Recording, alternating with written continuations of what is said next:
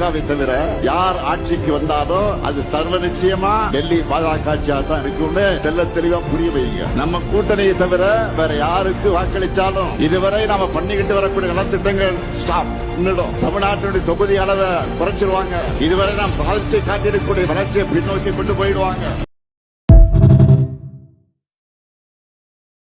திமுகவை தவிர யார் ஆட்சிக்கு வந்தாலும் அது சர்வ நிச்சயமா டெல்லி பாஜக ஆட்சியா தான் இருக்கும்னு தெல்ல தெளிவா புரிய வைங்க. நம்ம கூட்டணியை தவிர வேற யாருக்கு வாக்களிச்சாலும் இதுவரை நாம பண்ணிக்கிட்டு வரக்கூடிய நலத்திட்டங்கள் ஸ்டாப் நின்னுடும். தமிழ்நாட்டினுடைய தொகுதி அளவை குறைச்சிருவாங்க. இதுவரை நாம் சாதிச்சு காட்டியிருக்கக்கூடிய வளர்ச்சியை பின்னோக்கி கொண்டு போயிடுவாங்க.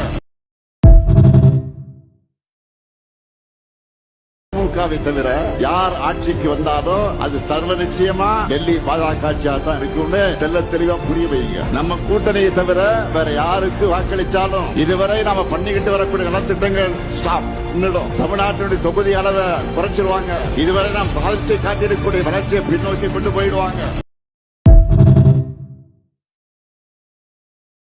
திமுகவை தவிர யார் ஆட்சிக்கு வந்தாலும் அது சர்வ